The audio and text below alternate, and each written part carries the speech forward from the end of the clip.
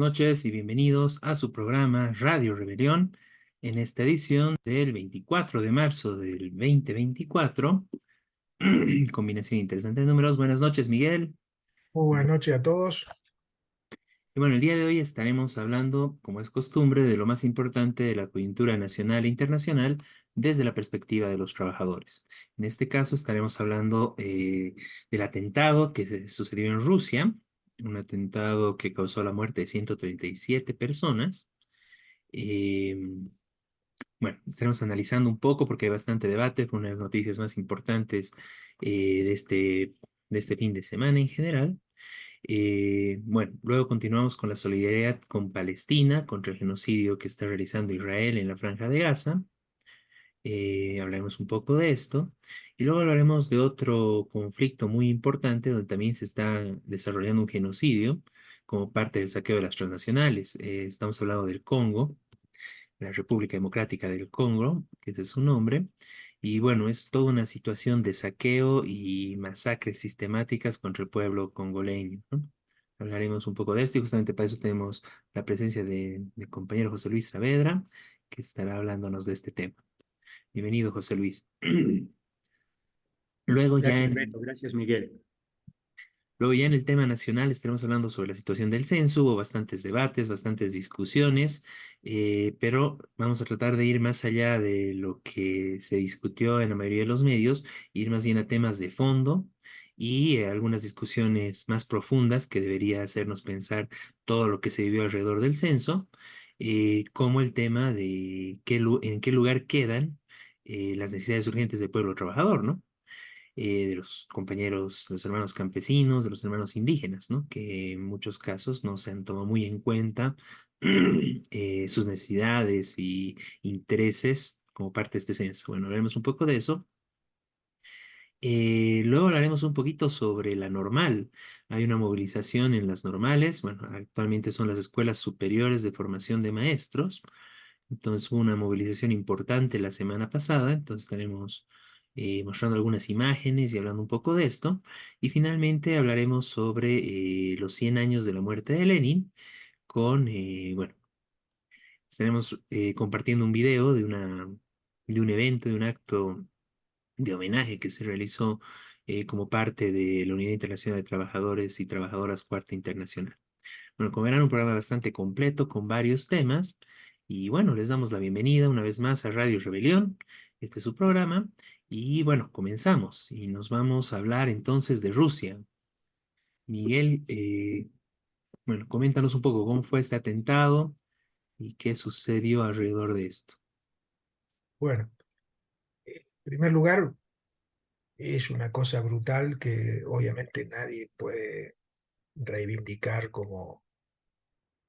Pero este, el Estado Islámico, que es una organización islámica, que ahora vamos a detallar un poquito más, es el que reivindica el atentado. Hubo 137 muertos, 180 heridos, gente que asistía a un espectáculo musical, se cayó, se incendió, fue un desastre completo, porque entraron con lanzallamas, con bombas, eh, bueno, si quisiéramos entrar en la historia, podríamos hasta compararlo con el atentado que hubo en Estados Unidos hace años, las Torres Gemelas, aunque las Torres Gemelas fueron más muertos todavía, ¿no? Es decir, es un atentado que desde nuestro punto de vista no es reivindicable porque está matando gente que no tiene nada que ver con gente inocente, digamos. Eso en primer lugar. Pero esto, por supuesto, se da en un contexto de crisis internacional muy profunda. En primer lugar, ¿quiénes son los que dicen haber hecho el atentado? Porque también hay polémica sobre quién lo hizo. El Estado Islámico es una organización que tuvo fuerza en varios países, está relacionada con Afganistán, está relacionada con Irak, con Siria, ocupó una parte de Irak, una parte de Siria. Se dice que también tenía cierta fuerza en Chechenia, que es también es un país islámico dependiente de Rusia, y sufrió, no Estado Islámico en sí, pero sí particular el Estado Islámico en algún momento, la represión de Rusia cuando apoyó al gobierno sirio, que atacaron la parte que estaba dominada por el Estado Islámico en Siria. En el caso de Chechenia, es un estado colonizado por Rusia, que lo mantiene sometido, que ha intervenido militarmente, muy violentamente hace unos años. Eh, bueno, eso sería, digamos, la justificación de lo que hizo el Estado Islámico, que repito, no tiene para nosotros justificación un atentado de este tipo, pero ahora, esto como digo se da en un contexto de crisis internacional. Rusia está pasando por un momento muy difícil, está invadiendo Ucrania, ahora le fue un poquito mejor militarmente, pero igual tiene muchos problemas por la resistencia heroica del pueblo ucraniano. Y esto es como, y acaba de ser electo Putin en una elección fraudulenta donde no permitieron que se presentaran opositores, asesinaron al principal opositor que estaba preso, este, sin dejarlo presentarse elecciones. Bueno, Putin acaba de ser electo nuevamente presidente de Rusia y ahora ocurre esto. ¿Qué argumenta Putin? Putin quiere usar el hecho como justificativo de su invasión a Ucrania. Entonces dice que fueron los ucranianos, que fueron pagados por los ucranianos. Esto obviamente es discutible. Ucrania no tiene sectores islámicos ni tiene relación con el Estado Islámico. El propio Estado Islámico desmintió. Eh, bueno, por supuesto pueden haber sido pagados, eso no es imposible a nosotros determinar desde acá. Sí. Pero no parece nada probable, parece más bien una justificación de Putin para seguir interviniendo en Ucrania. Parecido a lo que ocurrió con Estados Unidos cuando invadió Afganistán, que dijo que era por haber borrado las Torres Gemelas, qué sé yo, que tenía que invadir Afganistán. Es decir, una justificación ante su propio pueblo, diciéndole, miren, nos están atacando a los ucranianos, provocaron este desastre. Eh, bueno, por supuesto que además si comparamos, hay muchos más muertos en Ucrania, incluso rusos, que en esta guerra que este atentado, ¿no es cierto? Pero bueno, Rusia lo va a tratar de usar. Ya lo está tratando de usar. Putin salió enseguida a decir, no, no, es Ucrania la que nos está atacando. Pero esto, en el medio de la crisis mundial, tiene otras connotaciones internacionales. El sionismo, corriente sionista, no Israel oficialmente, pero sí no oficialmente, pero sí sus medios de difusión, algunos, están diciendo, ve, los islámicos son terroristas, nos atacaron a Israel, y Israel por eso está invadiendo Gaza contra los terroristas. Bueno, acá hay que aclarar que el Estado Islámico no tiene absolutamente nada que ver con que el sector islámico que está gobernando Gaza, eh, no tiene ninguna relación. Eh, es como decir, es comparar dos sectores islámicos que no tienen nada que ver, digamos. Por supuesto, el Islam tiene diferentes corrientes, tiene corrientes que son más extremistas, corrientes que son conciliadoras con el imperialismo, etcétera. Lo novedoso, que Al-Fatah, que es el organismo que está gobernando Gaza, acaba de decir además a felicitar a Putin.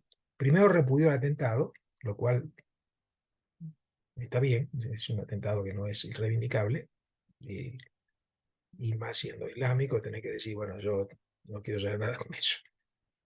Pero además hizo otra cosa, felicitó a Putin por haber ganado las elecciones, tramposa que acaba de hacer en Rusia. Estamos hablando de Al-Fatah, el que gobierna Gaza. Bueno, el sionismo, como digo, está utilizando ya hace rato, no ahora, este argumento: nosotros atacamos Gaza porque los islámicos son terroristas. Y ahora entonces, claro, reafirman eso. Claro, ven, son terroristas, acaban de atacar en Moscú, hacer volar.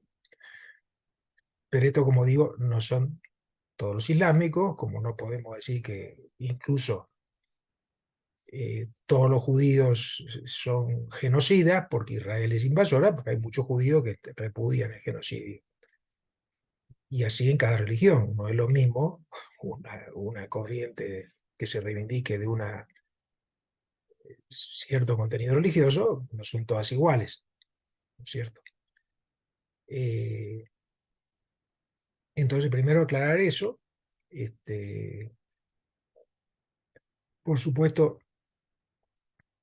eh, desde el Partido de Trabajadores y también desde la Unidad Internacional de Trabajadoras y Trabajadores de Cuadro Internacional repudiamos eh, este atentado. No tiene nada que ver con nosotros, evidentemente, eh, pero además y sobre todo estamos repudiando hace rato la invasión de Putin a Ucrania. Y peor que utilice como argumento ahora un atentado de este tipo. Y también, esto lo seguimos repudiando, la invasión prosigue, como dije. Ahora Putin lo va a utilizar probablemente para aumentar eh, su genocidio, su ataque a Ucrania, con el momento de la venganza, de hablar de la venganza inclusive. Esto por un lado.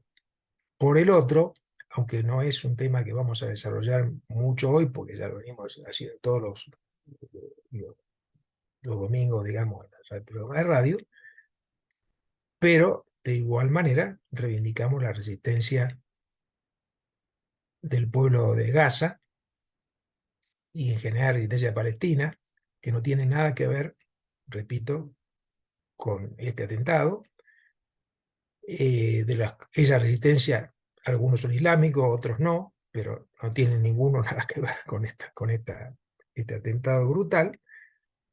Y, por supuesto, exigimos que se retire Israel de Gaza, ¿cierto? Ahora está en discusión el tema del un supuesto alto el fuego, que hasta Estados Unidos dice que tiene que haber un alto el fuego, pero a la vez, bueno, hay todo un debate sobre eso, pero Israel no quiere retirarse de Gaza. Tampoco hasta ahora se ha animado a atacar eh, la población del sur, que está llena de gente, porque se fueron todos a atacar por tierra, me refiero, porque por el repudio mundial, fundamentalmente, que está viendo a Israel. Entonces, digo todo esto, son temas que creo que en este caso hay que combinarlos, porque noticias internacionales son a veces tan mezcladas y tan trabajadas por uno y por otro, que claro, confunden a la gente. Este,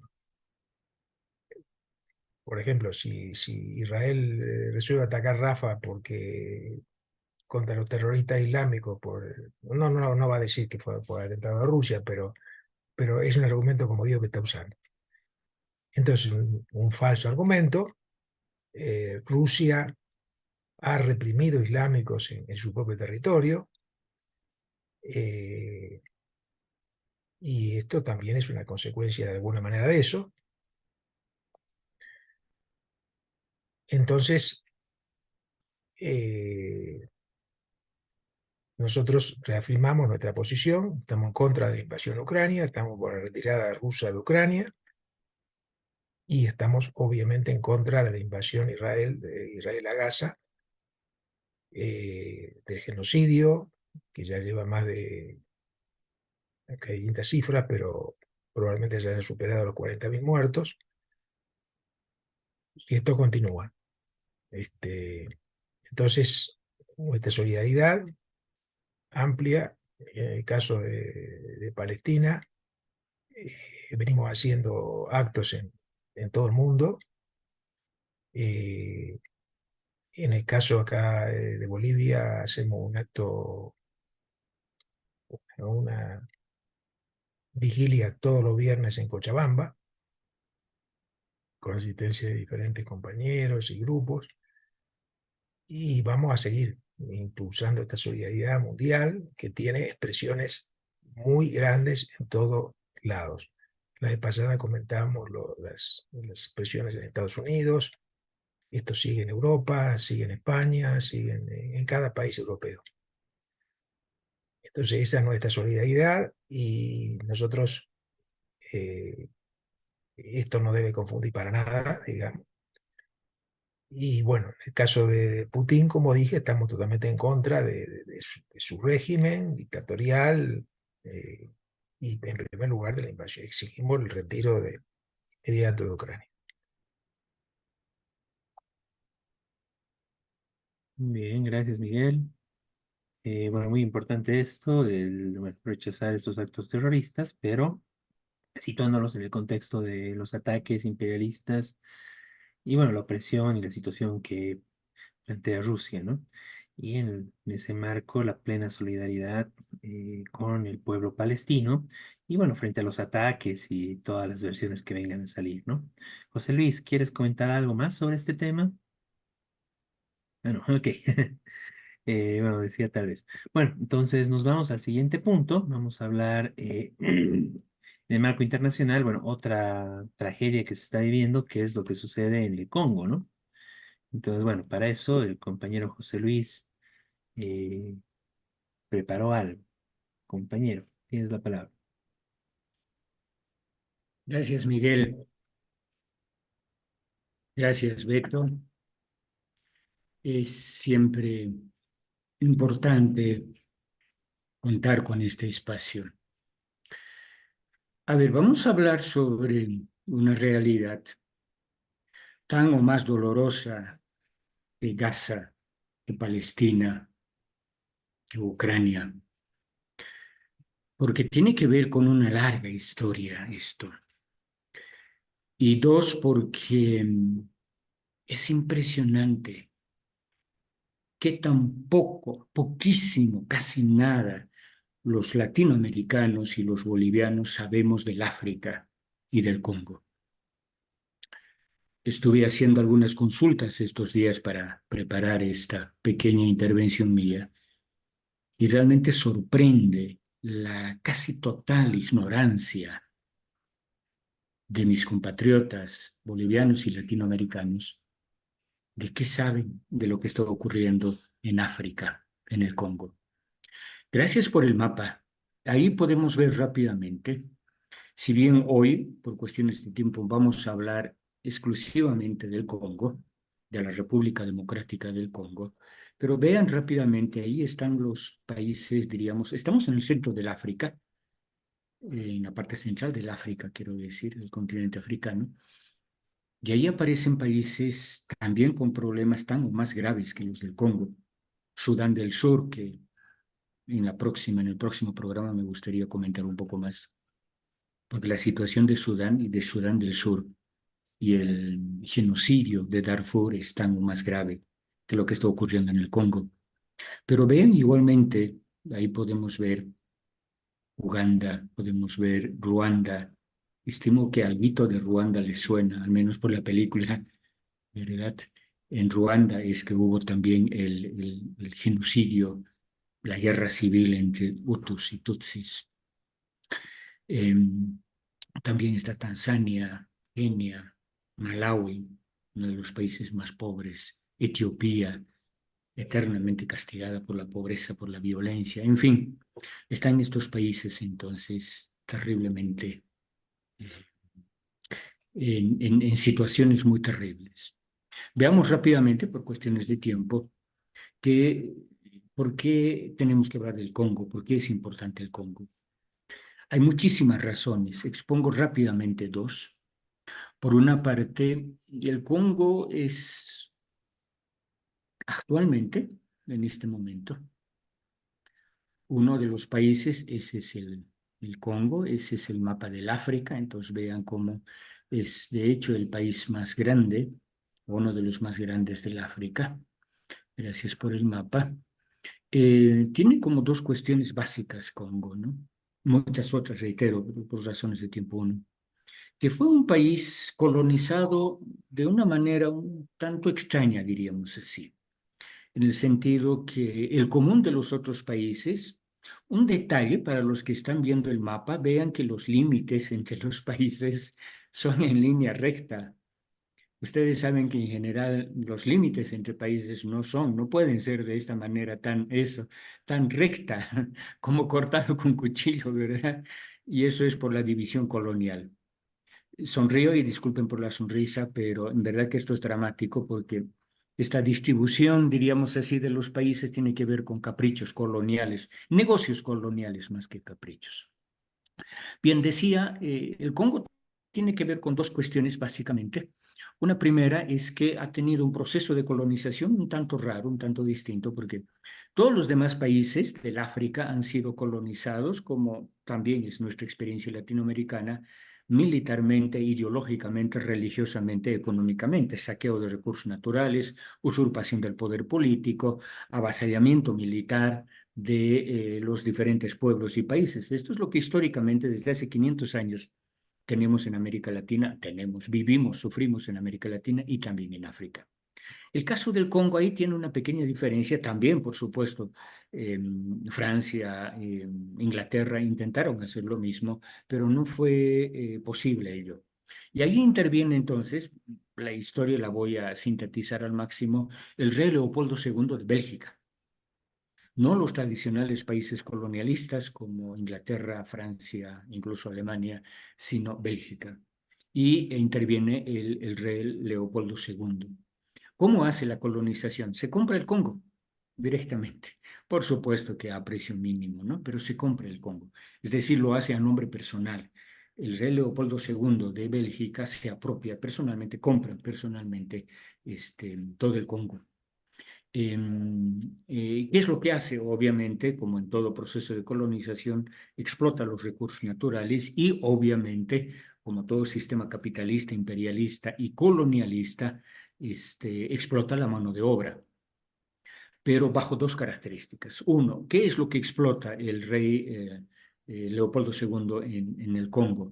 Básicamente dos productos. Por una parte, marfil, ubican el marfil, ¿no? Del colmillo de los elefantes.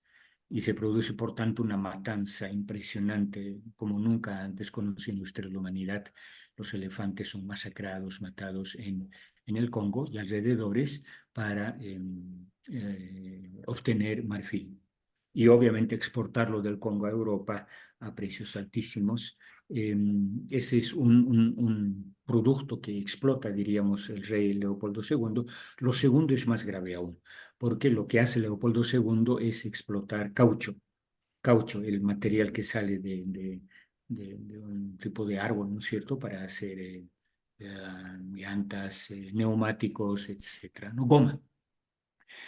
Hasta ahí digamos que no hay mucha novedad. Lo grave es que estos procesos de explotación y luego de exportación de estas materias primas, Leopoldo II, reitero, que se ha comprado el Congo, lo hace en un régimen de esclavitud, ni siquiera solo de explotación laboral, extrema explotación de la mano de obra y por tanto algún tipo de salario, que eso es lo que el capitalismo hace en los propios países de Europa, ¿no es cierto?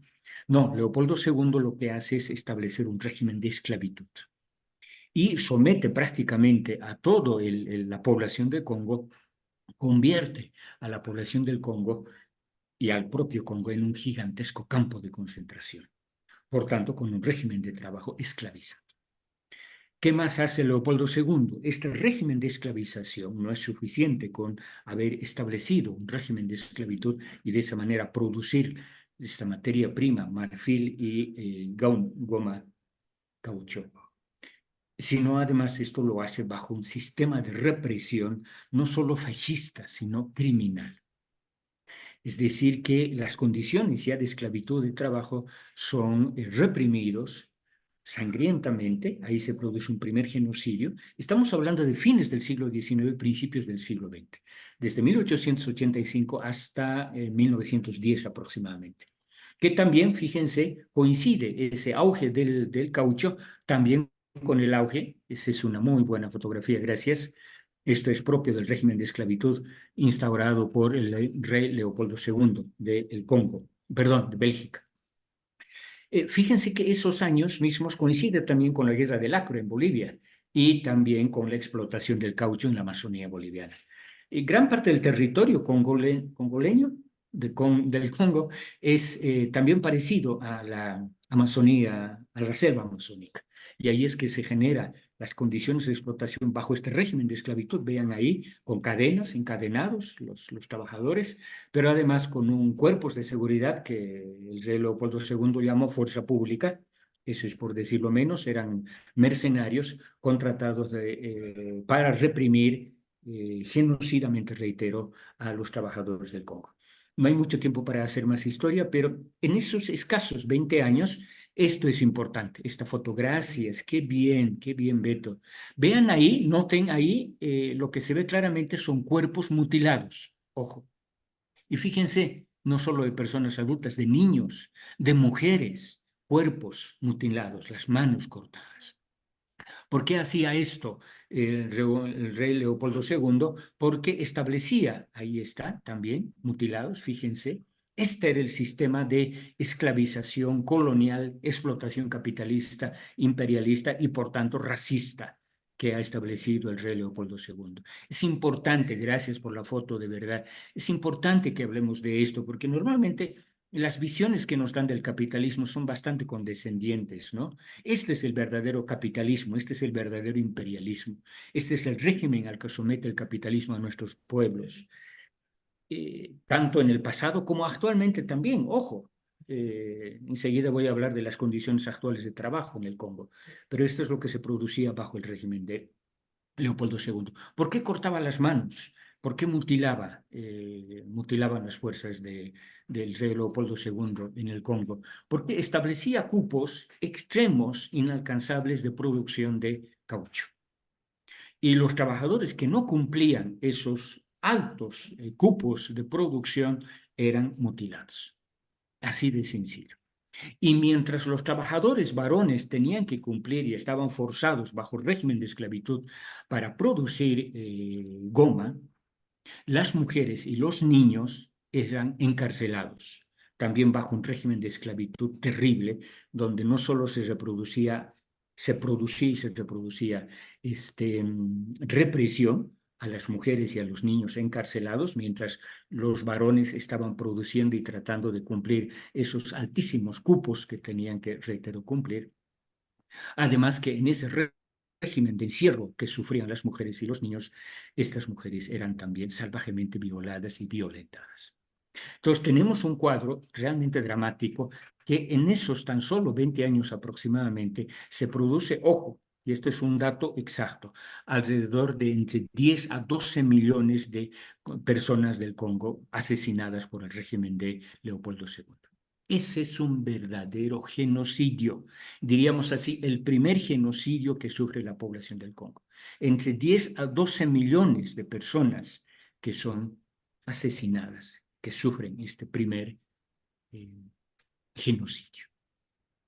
Esto es ahora propio del sistema imperialista, capitalista y colonialista, y racista además. Porque uno revisa, digamos, textos, libros, etcétera, y en general de esto no se habla. Ahora, la pregunta es ¿por qué no se habla de este genocidio? Recuerden, ojo, el genocidio de los judíos bajo el régimen nazi de Hitler mató alrededor de 6 millones de judíos. Y eso es lo único que se considera genocidio. 6 millones de judíos. Por supuesto que también es condenable, detestable ese genocidio. Pero en este primer genocidio que sufre la población del Congo, estamos hablando de entre 10 a 12 millones. Ahora, la pregunta es ¿por qué no se habla de esto? Pues por un simple y llano racismo colonial. Son negros. Y las vidas negras, ni en el pasado ni en la actualidad, valen nada. Esta es la razón. Porque este genocidio, y voy a la segunda y última parte, se sigue reproduciendo ahora, en la actualidad. Este proceso de colonización, por supuesto, va a terminar en los inicios del siglo XX, hacia 1910 aproximadamente, y entonces se suceden otros procesos de colonización a través sobre todo de Francia, que va a colonizar el África. Y aquí permítame un detalle antes de pasar a la segunda y última parte, que la lucha por la independencia, por la descolonización del África y del Congo, por supuesto que es intensa desde inicios del siglo XX.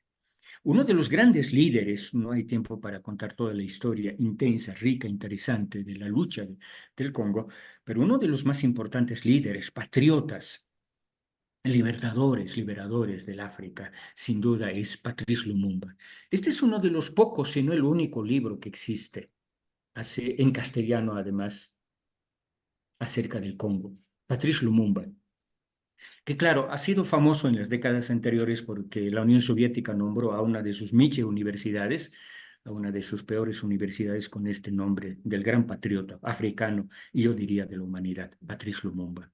Patrice Lumumba entonces lidera el proceso de independencia, logra la independencia en 1960, antes de que yo exista, y al poco tiempo, semanas de haber ejercido bueno, era el primer ministro, no precisamente el presidente, primer ministro del Congo, Patrice Lumumba es asesinado. Exacto, gracias por esa foto. Qué bien, gracias Beto por estas fotos que tan poco conocemos, tan poco circulamos. Esta foto es el momento en que Patrice Lumumba es detenido por las fuerzas separatistas de Katanga. Katanga era el extremo oriental de Congo y al servicio de tanto de paracaidistas belgas, franceses y también, ojo, la CIA, la Central de Inteligencia Americana, ha participado en el asesinato de este gran patriota, joven, alrededor de 30 años nada más, Patrice Lumumba. Esta foto corresponde al momento en que lo detienen, lo torturan y lo asesinan. Y no solamente que lo asesinan a Patrice Lumumba, actualmente nadie sabe dónde está, porque su cuerpo, el cuerpo de Patrice Lumumba, vean el salvajismo, la crueldad extrema del imperialismo, del capitalismo. El cuerpo del gran patriota Patrice Lumumba fue desaparecido en ácido. Lo echaron a un balde, a un turril de ácido, para hacer desaparecer todo rastro de la memoria de este gran patriota, Patrice Lumumba. Ahora, ¿por qué lo mataron? Y esta es la pregunta. Porque también han habido otros líderes, digamos, africanos, presidentes, que han liderado la lucha de la descolonización, etc. ¿Por qué? Porque gran parte de la élite congoleña, congolesa, de Congo, cuando se produce la independencia, reitero, enero de 1960, transó con el colonialismo belga y también francés. Ya más era dueño Francia de esta colonia Congo. ¿Por qué lo matan? Porque en el día de la independencia, el día en que se proclama la independencia, Patrice Lumumba se desmarca de estos discursos complacientes con la madre patria, como hasta ahora decimos también en Bolivia acerca de España, etc. Y emite un discurso histórico sobre la verdadera lucha de independencia, sobre cómo la independencia, esto es lo central del discurso de Patrice Lumumba, no es, como decía la élite privilegiada del colonialismo, la independencia no era concesión alguna de Francia. ¿Qué era entonces? La lucha, producto de la lucha del pueblo del Congo, de todo el pueblo del Congo. Solo este pequeño gran discurso marcó la sentencia de Patrice Lumumba. Y por eso es que lo van a asesinar de esa forma tan salvaje, tan cruel, tan violenta, para que no quede memoria. Entonces creo que un deber nuestro, de los que militamos en el campo popular y en el campo de la izquierda, es reivindicar la memoria política independentista, descolonizadora de Patrice Lumumba. Es una lástima, reitero, que no tengamos más textos, no en español, en francés sí hay más, pero en español necesitamos de Patrice Lumumba. Me voy a esa es una buena foto, ese es el discurso de la independencia, exactamente. Ese discurso marcó la sentencia de muerte de Patrice Lumumba. Vamos a poner un link a pie de página de este video, el link de ese discurso para que los hermanos y hermanas que tengan interés, porque no es largo, son 2 páginas y un poco más. Ese discurso es histórico, es importantísimo que se conozca y que se difunda. Bien, voy a la segunda y última parte.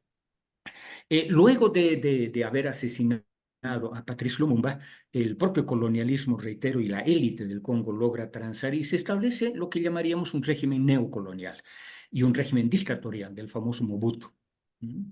Con más de 30 años de ejercicio de la dictadura en el Congo, ¿no?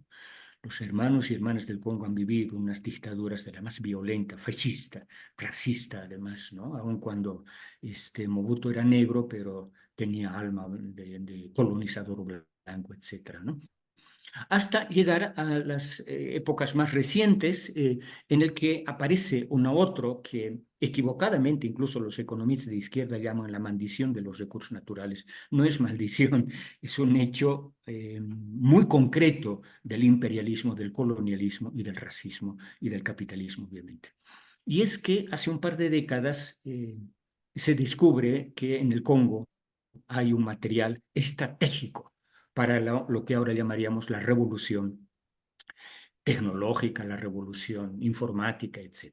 Y es que se descubre que hay coltán. Es un mineral, es una roca en realidad del coltán, cuyo refinamiento produce tantalio. Y el tantalio es la materia prima básica, fundamental, ojo, de las baterías de nuestros celulares. Y al presente, Congo tiene un poco más de la mitad del total de las reservas de coltán y por tanto de tantalio, la mitad de las reservas del mundo. Entonces diríamos que es un país rico en recursos naturales, biodiversidad, pero en cuanto se descubre rápidamente, y como siempre, las empresas transnacionales norteamericanas, francesas e inglesas se van apropiando del territorio, de la gente, del trabajo y de la plusvalía que se produce en el Congo. No hay mucho tiempo para hacer más detalles, pero hasta aquí se entiende, ¿sí? Se descubre un material, un mineral estratégico que es el coltán, a partir de cuyo refinamiento se consigue el tantalio que sirve para hacer baterías. Las empresas transnacionales se apropian de todo esto. Una de esas empresas, y esto es importante decirlo, muy bien por la foto, exactamente ahí podemos ver, aun cuando eso todavía es una muestra, digamos, de minería artesanal, porque igual que en Bolivia, en el Congo están operando grandísimas dragas, empresas transnacionales poderosísimas, las más grandes del mundo están operando, tanto que igual que en Bolivia, así como explotan el oro de manera tan salvaje, por decirlo menos, igualmente la producción del coltan y también se produce oro, también piedras preciosas, diamantes. Fíjense lo rico que es este país tan pobre. Parece paradójico, ¿no? Irónico, que un país con tantas riquezas es uno de los países más pobres del mundo. Una de las empresas, y esto es importante decirlo, hermanas y hermanas de Bolivia, una de las empresas más poderosas que trabaja con la explotación del coltan en el Congo es Glencore. ¿Les suena Glencore? ¿Ah? Es la empresa que en Bolivia opera con el nombre de Sinchihuayra y Illapa. Claro, han habido intentos de retiro, de vender la empresa, no sé qué, pero Glencore ha trabajado en Bolivia. Y es una empresa suiza que también trabaja, reitero, con explotación de coltan. Este es una mina a cielo abierto, exactamente. Gracias, muchas gracias de verdad por las fotos, de verdad, muchas gracias. Pero Glencore es una empresa suiza que trabaja con la explotación del coltan en el Congo, que reitero sirve para las baterías de los celulares y ahora en la actualidad están también tratando de que también se pueda producir baterías para autos eléctricos. Entonces, y la Glencore es una de las principales empresas gigantes de la minería mundial que trabaja tanto en el Congo como, ojo, en Bolivia. Esta falacia que decía el presidente Evo de ahora ya no hay patrones, las transnacionales son socios, es una vil mentira. Transnacionales son transnacionales, no hay socios, son todas empresas explotadoras, son todas empresas extractivistas, son todas empresas eh, que depredan y devastan nuestros recursos naturales, nuestra gente, nuestro ecosistema, etcétera, etcétera. Bien, ese es un tema. Y lo último, este sistema de explotación del coltan y luego el refinamiento del cual se produce el tantalio, que insisto una y otra vez, esto sirve para todo lo que ahora se llama revolución informática, principalmente para los celulares, igual que en la época del rey Leopoldo II, se produce bajo un régimen de esclavización. Las condiciones de trabajo en estas minas a cielo abierto son realmente, yo diría, incluso peor que lo que el viejo topo Marx nos describe del trabajo de los niños en las minas de Inglaterra. Recuerdan, ¿no es cierto? En el Capital esto está muy bien descrito. Con esto termino. Las condiciones de trabajo y de explotación del coltan, y por tanto, vean la cantidad de sangre que contienen nuestros celulares. Ojo, todo el trabajo que supone en régimen de esclavitud para que nosotros tengamos todos, además. Bueno, nosotros usando, pero las que ganan son las empresas transnacionales, ¿no? Samsung y ahora también las empresas chinas están empezando a operar en el Congo. Pero ¿cómo se trabaja en el Congo? Bajo un régimen de esclavitud. Y sobre todo, ojo, sobre todo el trabajo en las minas de coltan es con mano de obra infantil. Ojo, mano de obra infantil, a quienes se les paga prácticamente nada. Se dice que con darles algo de alimentación, alguito, una ración por día, ya están suficientemente pagados estos niños. Hay discusiones en las Naciones Unidas, ustedes conocen, que esto que han debido escuchar hablar, trazabilidad de los minerales, es decir, que en teoría la Unión Europea no tendría que comprar minerales que han sido producidos bajo este régimen de esclavitud. No hay nada de eso, nada de eso. Yo tengo informes de Amnesty, por ejemplo, Amnesty Internacional, esta ONG que se encarga de ver un poco qué pasa con los derechos humanos, son realmente impresionantes. Da muchísima pena, duele mucho ver estos informes y las condiciones en las que trabajan, sobre todo los niños, reitero, en el Congo, para producir el coltán. No hay ningún tipo de derechos, obviamente. El salario es mínimo, si es que hay, y bajo un régimen de esclavitud realmente genocida, genocida. La cantidad de muertos que se producen en el curso de la producción de este mineral de coltan es impresionante. En los últimos, simplemente, a ver, casi 8 años, del 2015 para ahora, hay aproximadamente, ojo, 6 millones de personas negras del Congo que han sido asesinadas en este proceso de producción. 6 millones, ojo. Esto es impresionante. Y no es un dato que me estoy inventando, lo dicen los informes de Amnesty International. Entonces, estamos frente a un segundo genocidio, el genocidio de fines del siglo XIX, principios del siglo XX, y ahora un otro genocidio. A esto se añade, con esto termino, que actualmente cuando uno ve, digamos, reportes, fotografías del Congo, ¿qué es lo que nos dicen? Que hay mucha violencia, que muy parecido a Haití, ojo, muy parecido a Haití, igualmente hay bandas armadas, hay bandas paramilitares, que son las que en realidad controlan los cotos de producción del coltan en el Congo. No es precisamente el gobierno, sino son grupos de mercenarios que son los grupos armados organizados por las empresas transnacionales, las que se encargan no solamente de controlar la fuerza de trabajo, de reprimir la fuerza de trabajo. Ojo, en el Congo jamás van a haber una huelga de trabajadores, jamás hay sindicato de obreros. Esto no hay, en absoluto. Menos reivindicación de los derechos laborales, derechos sociales, organización de mujeres, cero de esto, cero. Es dictadura total, violenta, fascista, racista, además, porque claro, estamos frente a personas negras. Estas son entonces algunas de las condiciones en las que vive y trabaja la gente del Congo. Es realmente impresionante, hermanos. Es para hablar, no sé, toda la noche, todo el día, porque en verdad que es una realidad hiriente, muy, muy dolorosa. El poder de las transnacionales, del capitalismo, cómo someten a los gobiernos, todos los distintos gobiernos dictatoriales, todos corruptos, los gobiernos del Congo, ¿no? Ese es un poco lo que quería comentarles, por lo menos para empezar a preocuparnos qué es lo que ocurre en el Congo. Es muchísimo más doloroso, muchísimo más cruel, más despiadado el sistema de explotación que existe y de violencia que existe en el Congo. Gracias, hermanos. Muchas gracias, José Luis. Bueno, muy importante, muy completo y amplio el informe y bueno, toda la información sobre lo que sucede en el Congo, ¿no? Jorge, bienvenido. ¿Quieres opinar sobre el tema? Buenas noches, sí, quería hacer un saludo a José Luis Saavedra, a Miguel y a ti, y complementar un poquito sobre el tema del Congo, en el sentido de que los cascos azules, que son fuerzas de la ONU, también han reclutado gente en Bolivia, y de Bolivia se ha enviado, en el gobierno del Gonzalo Sánchez de Lozada, se enviaron a cascos azules para mantener la paz por parece que estaba dividido el Congo ya, ¿no? En dos, y entonces para evitar que se masacren entre ellos. em, Se ven fotos, ¿no? Que han enviado los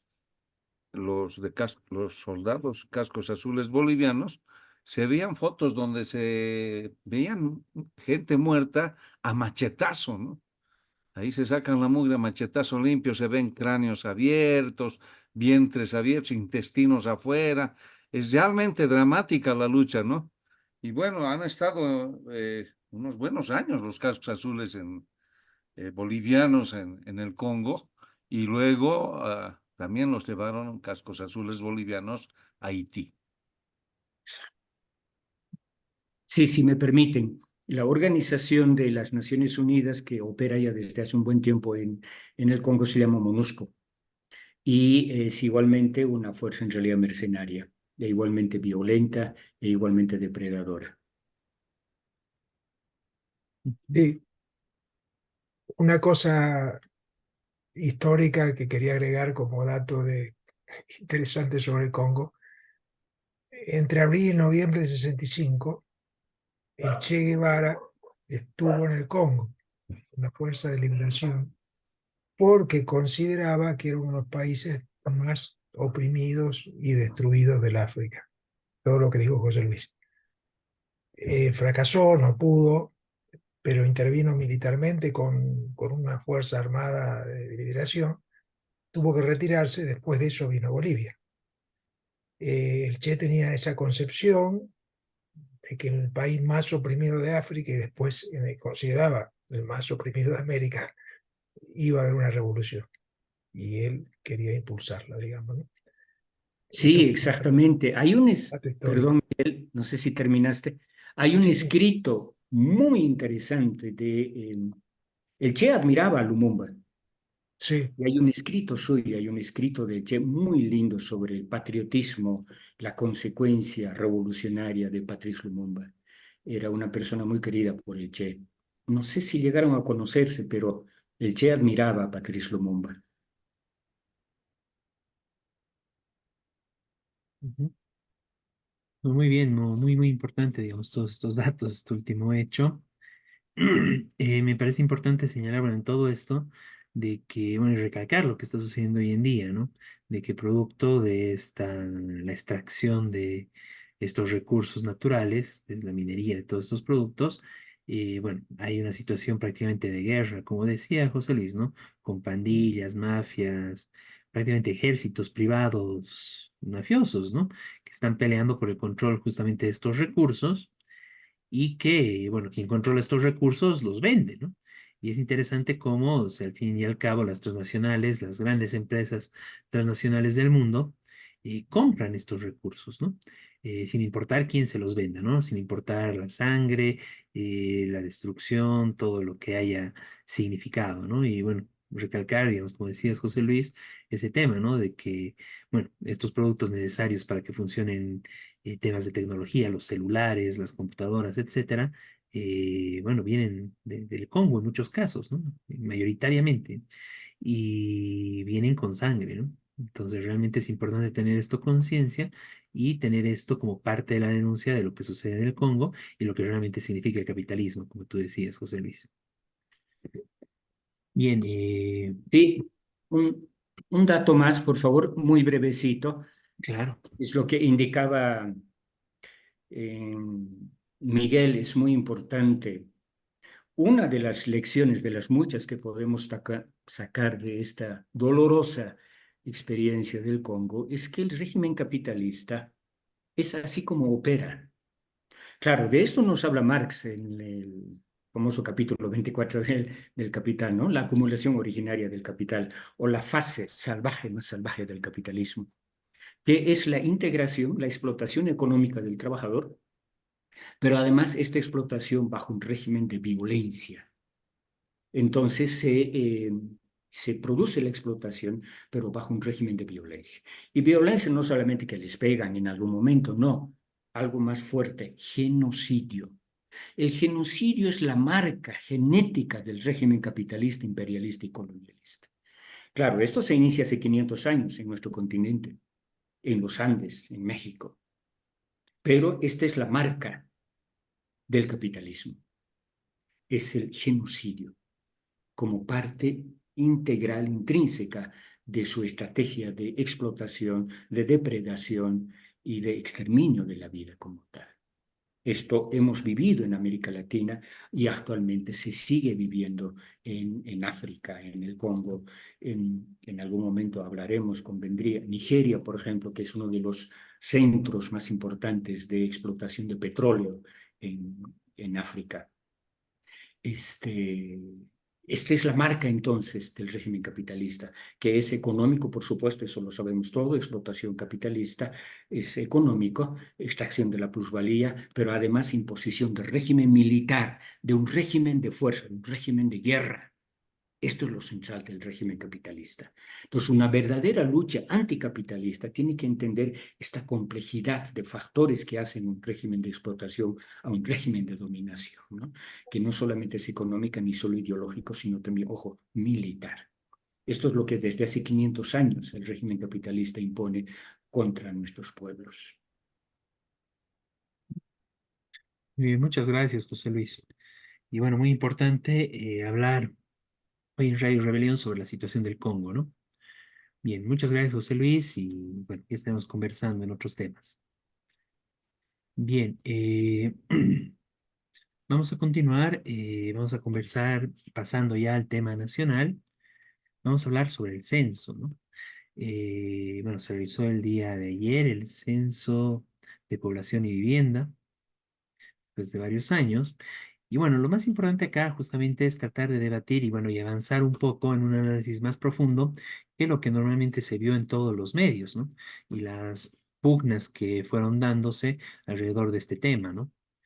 Y bueno, en ese marco es importante señalar, bueno, enfatizar un poco en cuáles fueron los elementos de pugna para recordar un poco lo que se fue viendo todos estos días.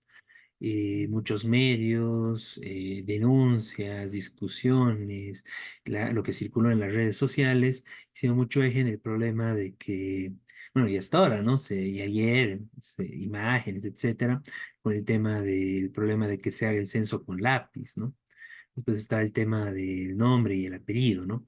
Como algunos de los aspectos más superficiales y menos importantes de los que se hizo bastante eje, ¿no? Y se discutió bastante, ¿no? Se polemizó bastante, ¿no? Aparte de esto, pero bueno, ya entrando en algunos de los problemas un poco más estructurales que justamente el tema del censo puede ayudarnos a develar es el tema de la pugna por los recursos y por los escaños, ¿no?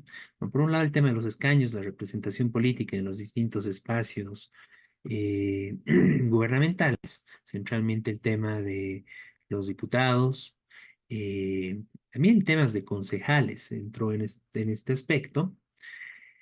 Pero digamos, el centro y la razón que hizo que haya mucho movimiento, incluso poblacional, fue el tema de los recursos, ¿no?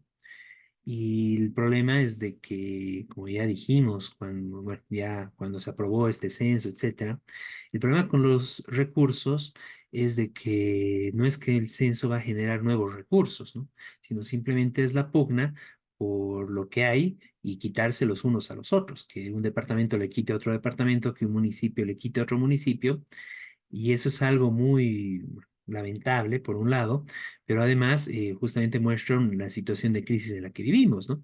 Donde por una situación de conseguir algunos recursos más, un poco más de recursos del Estado, los municipios entran en campañas y prácticamente una campaña casi de pelea fratricida, un poco más entre los distintos municipios, los distintos departamentos, etcétera, ¿no?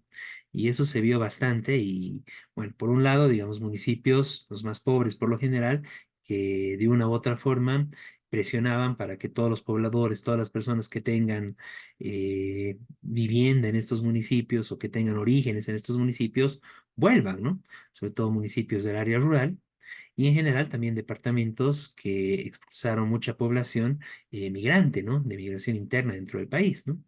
Entonces, bueno, lo que se vio un día antes del censo fue justamente eso, ¿no? Las terminales abarrotadas, montón de tránsito y bueno, montón de viajes, que mucha gente iba a sus pueblos, incluso en algunos municipios pusieron buses para que se pueda trasladar esta población, etcétera, etcétera, ¿no?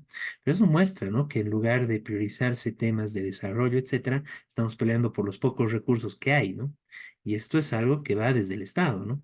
Y desde muchos años antes, prácticamente yo diría, en gran medida desde la participación popular, pero bueno, se va acentuando y todo esto, de la participación popular neoliberal, ¿no? De Bon y compañía, hay este tema, ¿no? De la pelea por los recursos de cada municipio, incluso cada espacio menor dentro de cada municipio, las juntas vecinales, etcétera, y bueno, y esto repercute también en el censo, ¿no? El problema de esto es de que, bueno, no se hablan de algunos problemas centrales, ¿no? Las razones de esta migración. Y claro, ahí vemos departamentos como Santa Cruz que se estaba quejando de que mucha gente estaba viajando a sus lugares de origen, con frases incluso de discriminación. Se vio en La Paz, por ejemplo, también carteles hechos seguramente por la alcaldía, que por los colores, etcétera, que señalaban, bueno, vives en La Paz, quédate en La Paz, como una forma de propaganda y tratando de evitar que haya esa migración. El problema también que se da en el Alto, donde mucha de la gente tiene esa doble, bueno, viven en dos lugares, ¿no? Por un lado, una parte urbana en la ciudad del Alto y por otra parte, una parte rural en las distintas poblaciones, en las distintas provincias y otros municipios del departamento, ¿no?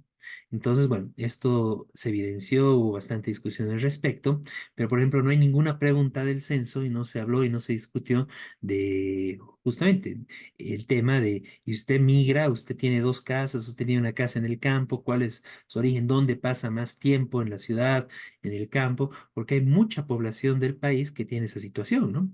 Que es campesino algunos días, algunos meses, algunas fechas del año, y el resto del tiempo va a la ciudad para seguir trabajando y trabaja, ya sea de comerciante, de obrero, etcétera, de transportista, que es lo necesario y lo que hace la gente para vivir en el país, ¿no? Para poder sobrevivir y tener, bueno, una mínima condición de vida para, bueno, como persona y como familias, ¿no?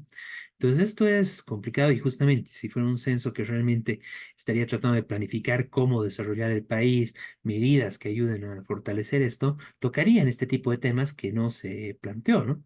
Y lastimosamente esto tampoco fue tocado por los principales representantes políticos que se enmarcaron justamente en una guerra de chauvinismos regionales y municipales sin preocuparse mucho por esto, por problemas reales del país y además, bueno, tratando de polarizar falsamente alrededor de este tema del censo, que debería ser algo mucho más técnico y no tan político, ¿no? Bueno, sobre todo la oposición de derecha al gobierno no trató de polarizar desde el lápiz hasta el tema de, bueno, justamente este tema, ¿no? De que no se viaje, que el gobierno quiere manipular, etcétera, etcétera.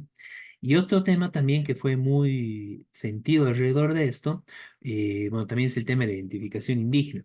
Pero antes de esto, quería compartirles justamente un pronunciamiento alrededor de este tema de que no se resuelven los problemas con estas medidas y bueno, con lo que va del censo, un pronunciamiento muy importante que sacó la CSUTCB orgánica e independiente donde, bueno, justamente señalan eso, ¿no?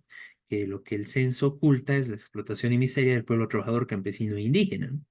Que ahí justamente se tapan de una u otra forma alrededor del censo eh, grandes problemas que no se tocan y no se hablan y no se discuten mientras se discuten temas bueno, como lo del lápiz del censo, ¿no?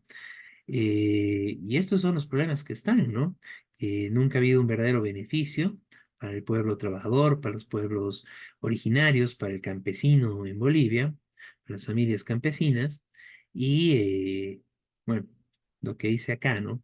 El actual censo, por ejemplo, ignora una realidad que viven millones que tuvieron que abandonar el campo, que conservan quizás ahí una humilde vivienda, pero que su tierra ya no es productiva por falta de agua la mayor parte del año y de todo apoyo estatal para solucionarla.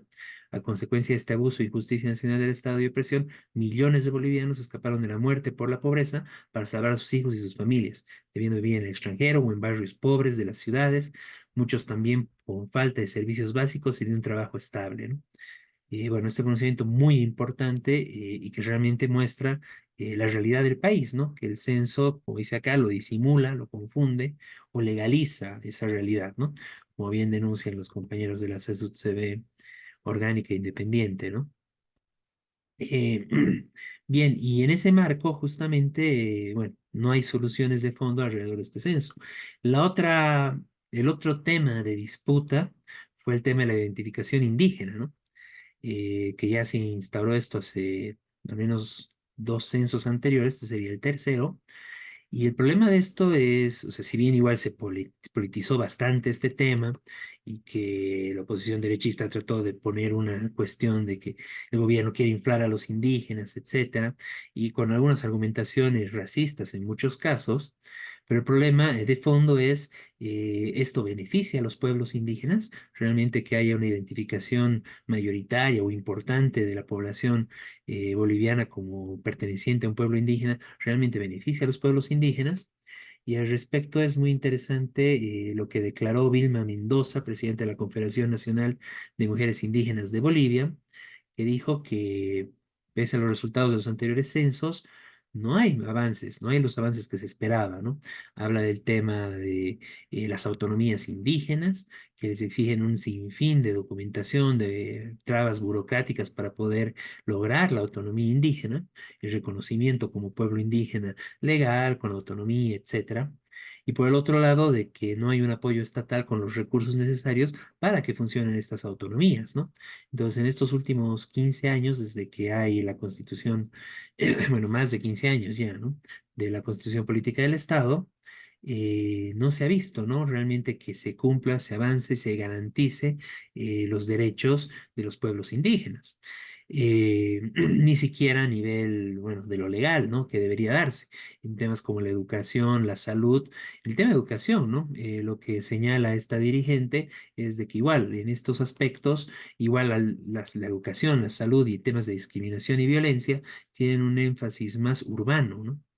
Y que no se refiere y que no apuntan a los problemas que están sufriendo las poblaciones rurales del país, ¿no? Los pueblos indígenas en concreto. Entonces, la visión indígena que tiene y que se aplica en las leyes sería más urbana, de una característica más urbana, cuando la mayoría de la población indígena del país vive en espacios rurales, ¿no? Por lo menos los que realmente se estructuran como pueblos indígenas, ¿no? Eh, bueno, entonces estos problemas no se solucionan.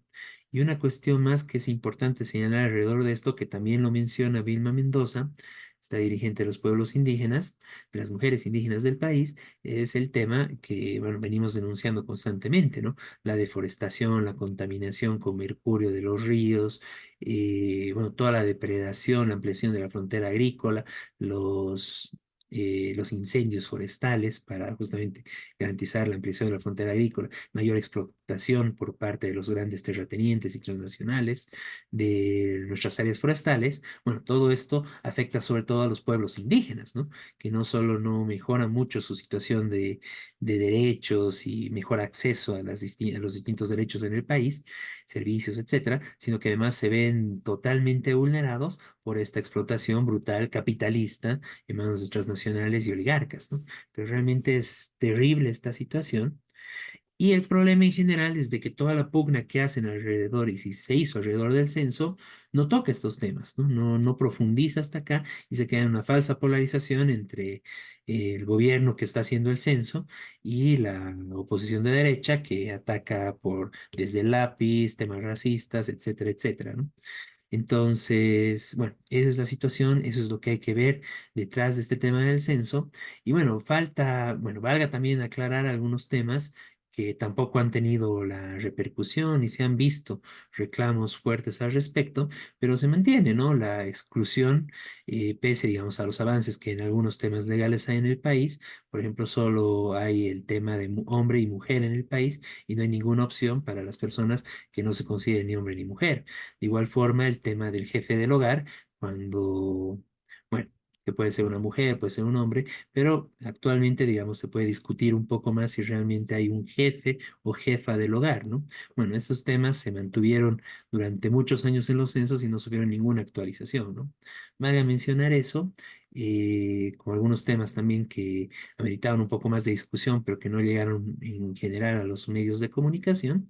Y bueno, resaltar nuevamente el tema de que alrededor de las pugnas, ya sea por el lápiz, porque se preguntaba el nombre y el apellido, y bueno, por estos temas de que dónde te vas a censar, si te vas a censar dónde vives o en otro lado, los viajes, etcétera, todas estas pugnas y en general todo el marco de lo que se hizo en el censo, no solo no sirve en realidad para solucionar los problemas de fondo del pueblo trabajador, sino que además sirven para ocultar los problemas, las luchas, las necesidades urgentes que tiene el pueblo trabajador boliviano, los pueblos indígenas, nuestros hermanos campesinos, los trabajadores de las ciudades, etcétera, todos los distintos sectores, la juventud, las mujeres. Bueno, eso en gran medida estuvo ausente en este censo y obviamente es prácticamente casi una formalidad para cumplir además con las demandas regionales, las demandas de los distintos sectores para redistribución de recursos y escaños, ¿no? Cuando en realidad un censo debería servir para planificar medidas de desarrollo, inversión,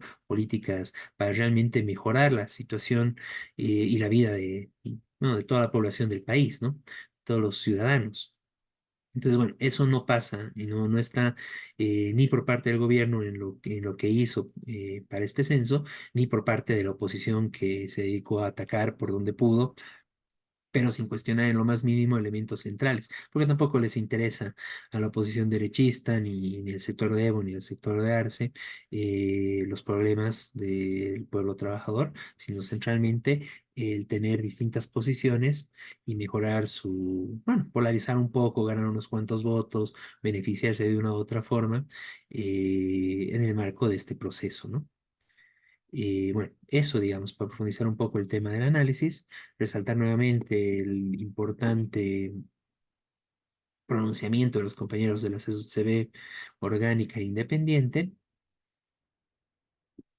Y bueno, no sé si quieren complementar algo más, compañeros. De lo contrario, pasaríamos al siguiente punto.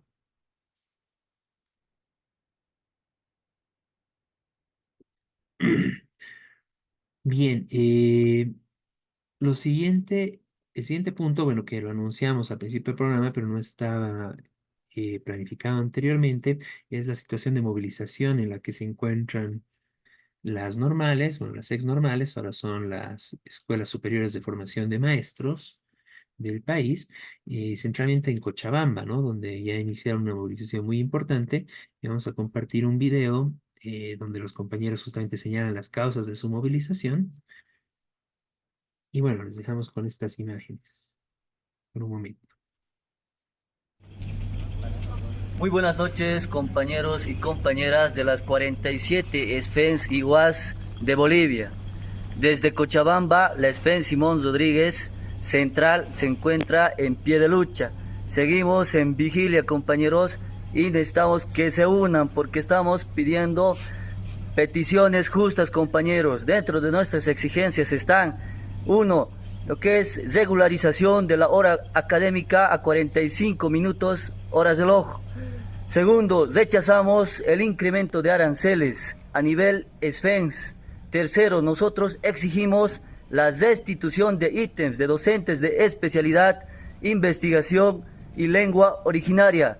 Compañeros, nosotros como estudiantes de la SFEN Simón Rodríguez no claudicaremos en nuestras convicciones. ¡Fuerza, fuerza, fuerza!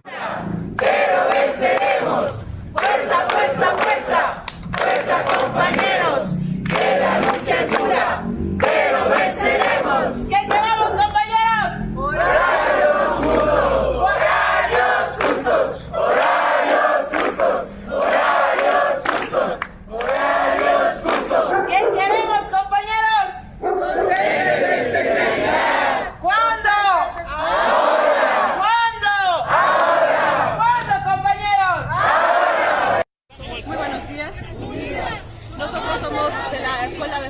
Formación de Maestros Simón Rodríguez, también de la Escuela Superior de Formación de Maestros Manuel Asensio Villarroel y las diferentes unidades académicas.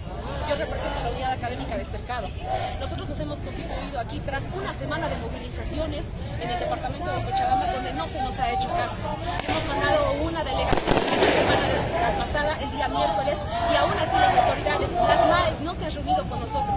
No han querido atender nuestros puntos de pliego justos, adecuados, que buscan calidad académica.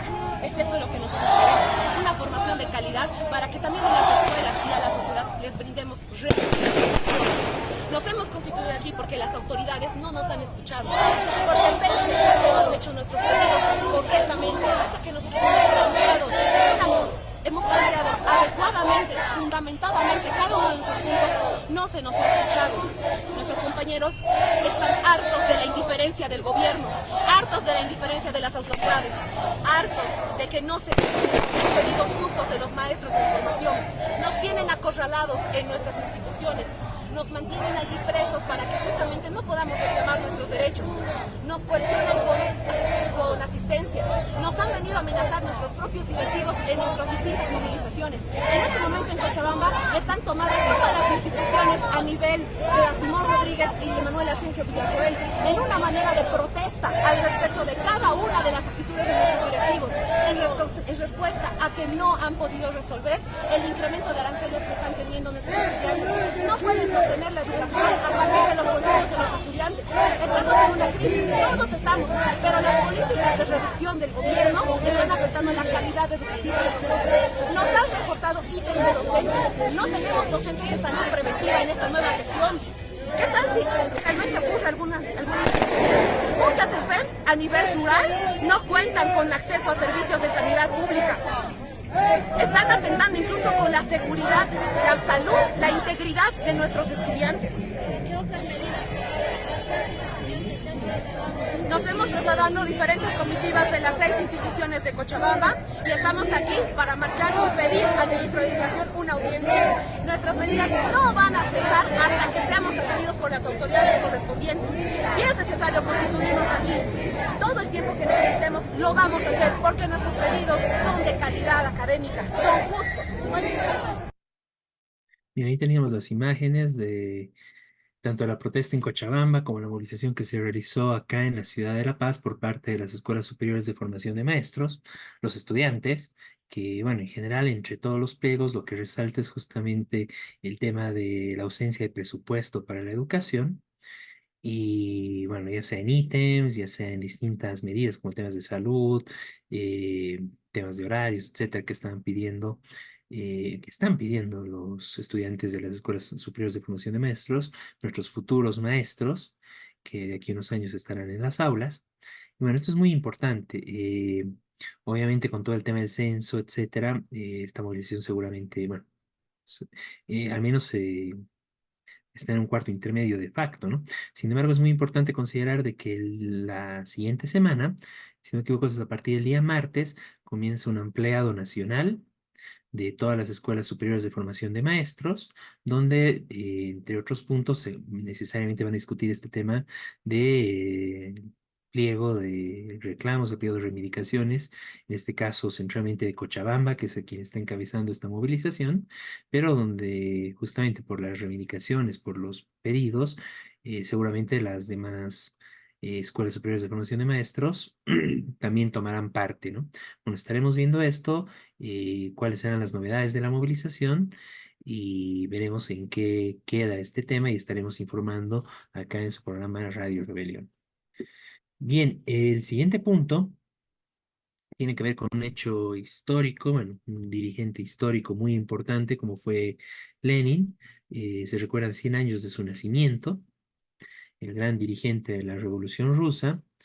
Y bueno, a propósito de este hecho, la Unidad Internacional de Trabajadores y Trabajadoras Cuarta Internacional realizó un acto, ¿no? En este caso fue un homenaje que se realizó en Portugal por parte de nuestros compañeros, el partido hermano Movimiento Alternativa Socialista de Portugal, del cual bueno, vamos a extraímos una parte de la intervención del compañero Miguel Sorans, dirigente de la UITSI, y bueno, la compartimos con ustedes. Lenin sigue siendo, después de los genios de Karl Marx y Federico Engels, una de las más grandes figuras del marxismo, del socialismo, junto con otros, pero sus aportes fueron muy importantes y los llevó a la práctica y a la realidad. No se trató de un intelectual, aunque él elaboró cientos de libros o artículos. Lenin define la nueva etapa a partir del principio del siglo XIX, el cambio de etapa, de época que se da en el mundo capitalista. Y él la define como el inicio de la etapa de la decadencia del capitalismo. Y que esa decadencia llega a su punto máximo de expresión y va a ser profundizada hasta nuestro día con el estallido de la Primera Guerra Mundial en 1914, ¿no es cierto? Esa época empezaba la decadencia, se terminó el libre mercado, empezó a surgir el imperialismo y la pelea entre países imperialistas para copar mercados, las fuerzas productivas ya no crecieron, y esto Lenin no solo lo definió, también lo escribió en un famoso libro que fue El imperialismo, fase superior del capitalismo. Pero que esto de fase superior no es que quería decir que era de progreso, sino de lo que ya estaba sucediendo, que habría una época de guerra, de crisis, de revoluciones, ocasionado por el crecimiento de la desigualdad, la miseria, la opresión, ¿no es cierto? Y ratificando el concepto que ya estaba en Marx y Engels y el manifiesto comunista, de que el socialismo debe ser un cambio mundial, porque el sistema capitalista era un sistema mundial.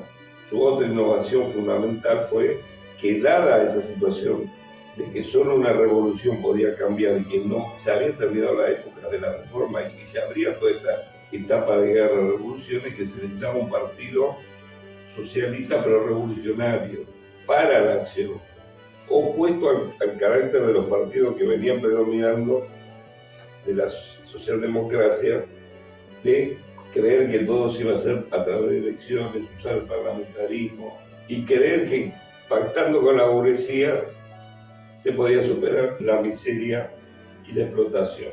Que la clase obrera tenía que tener su partido revolucionario, que tenía que tener un carácter político y de no conciliación con la burguesía, y que tenía que cambiar el Estado en forma revolucionaria.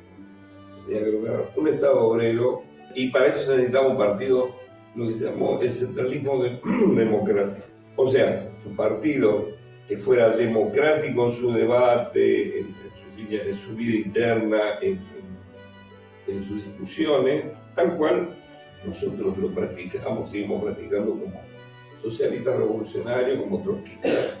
Pero al momento de una acción, de una huelga, de una acción política, también de unas elecciones, y más que más, si hay un proceso revolucionario, el partido tiene que actuar con una sola política, porque es un partido que enfrenta a los aparatos policiales, a todo el poder del Estado burgués. Tiene que intervenir la clase obrera con una sola línea, y no con la característica de los partidos socialdemócratas, que uno dice una cosa, otro dice otra. No son partidos parlamentarios. Eso se llamó el centralismo democrático, que lamentablemente después, a manos de Stalin, se va a transformar en un centralismo burocrático.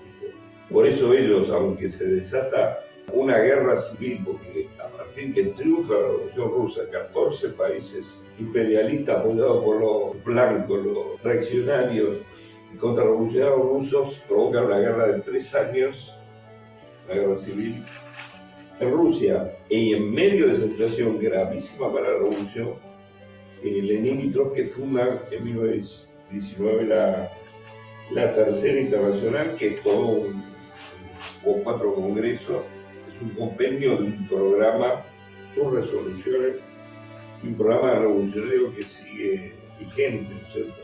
¿Cuáles eran esas preocupaciones que le llevan a dar lo que llamamos la última gran batalla de Lenin?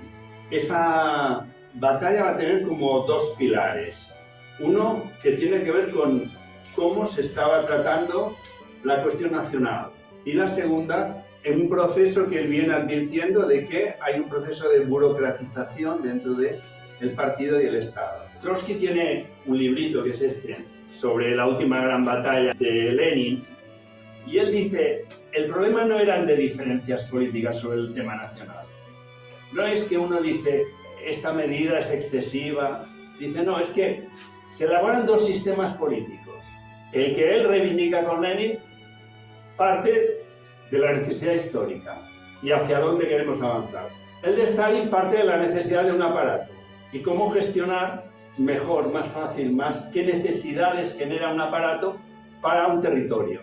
Empieza a detectar que efectivamente hay un proceso de burocratización, de alejamiento, de un control que se escapa del control del poder, o sea, que se va gestando como un poder autónomo dentro del partido, dentro del Estado, y que eso efectivamente, con eso no puede, el socialismo no puede ser eso. Y ahí el choque con Stalin va creciendo aceleradamente, al punto de que en ese enfrentamiento frenan publicación de artículos de Lenin, que escribe para Pravda, y se frenan, se intenta frenar, se intentan evitar, o sea, empieza a actuar todo el aparato para intentar aislar a Lenin, porque Lenin ha emprendido una batalla que es una batalla que choca directamente con, en aquel momento no solo era Stalin, pero Stalin era el núcleo principal. Hoy es importante porque una parte de la lectura que se hace los medios burgueses, pues es la continuidad, ¿no? Claro,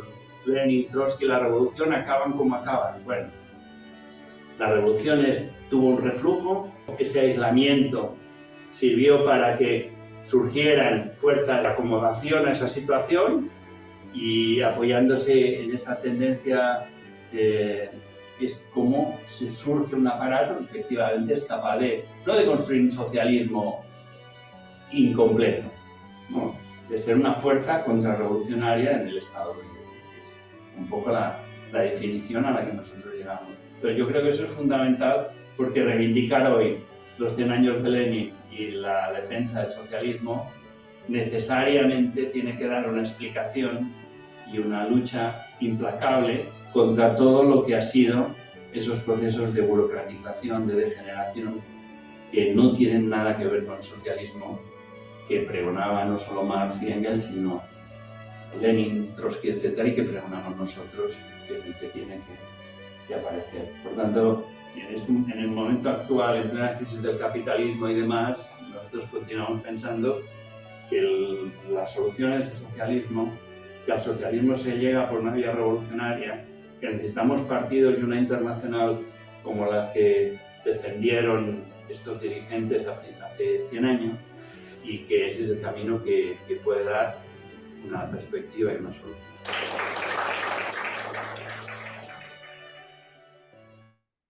Bien, ahí teníamos la intervención de los compañeros de Miguel Sorans y José Luis del Alcázar en un acto organizado en Portugal por por el movimiento Alternativa Socialista. Bueno, 100 años de la muerte de Lenin. Miguel, ¿quieres ampliar algo?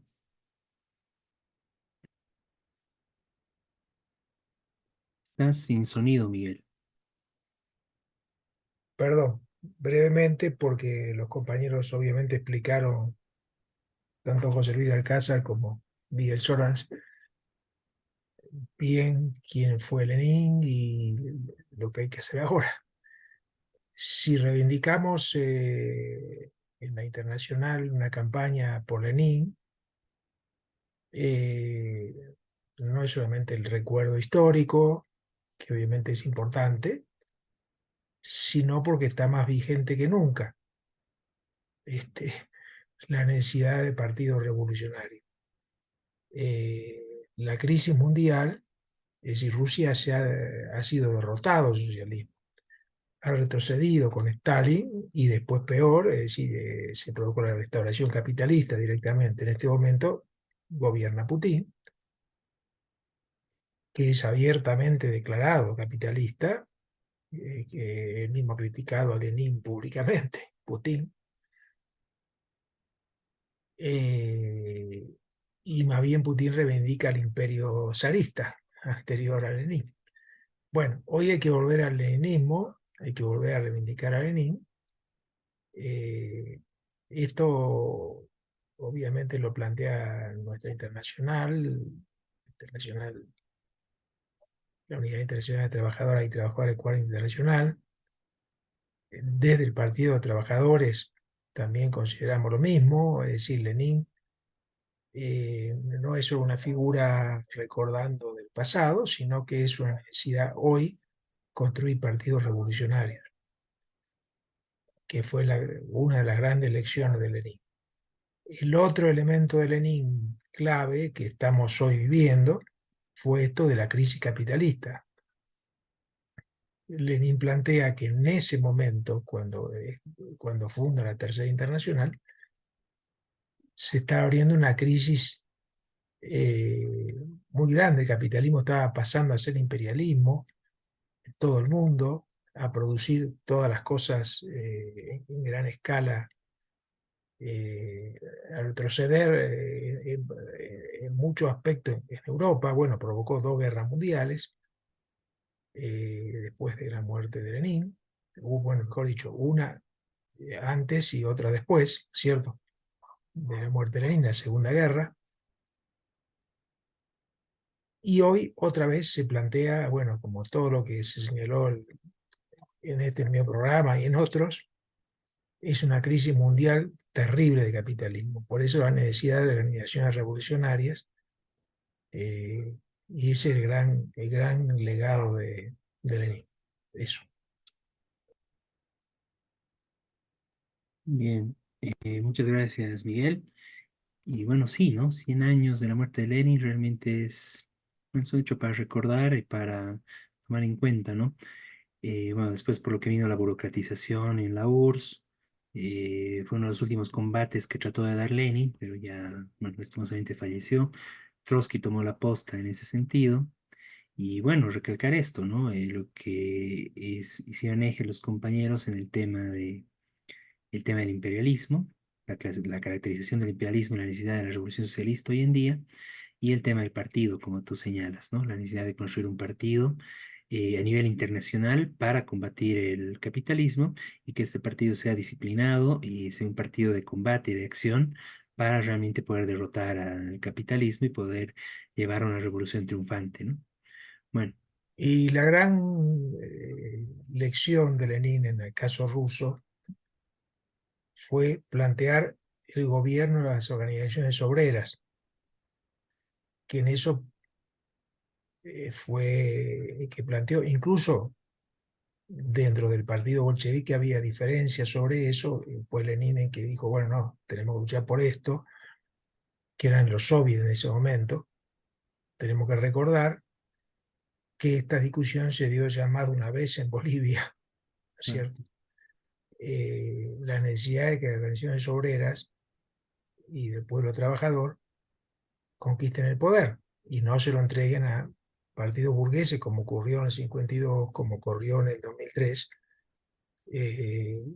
sino que tomen el poder a las organizaciones en forma democrática, en forma de que el pueblo trabajador gobierne. Esta fue la gran lección de Lenin, también, en caso ruso, pero él lo planteó a nivel internacional. claro, muy importante eso, Miguel, ¿no? Y centralmente lo que dices, ¿no? Situándolo acá en Bolivia, ¿no? Muy bien. Bueno, entre muchos otros aportes también que hizo, pero para destacar esos que señalamos en este programa, ¿no?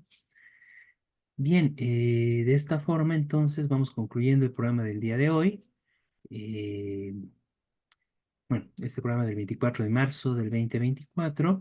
Ya nos encontraremos la siguiente semana con lo más importante de la coyuntura nacional e internacional desde la perspectiva de los trabajadores. Muy buenas noches, Miguel. Buenas noches, Buenas noches a todos. compañeros. Y ya nos encontraremos la próxima semana con su programa Radio Rebelión. Muy buenas noches a todos.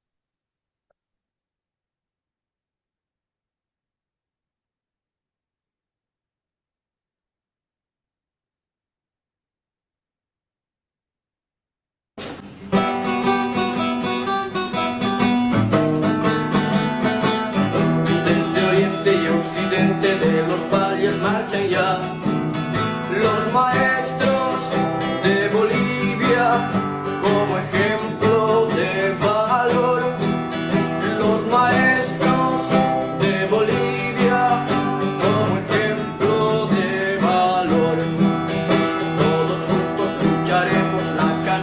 familiar.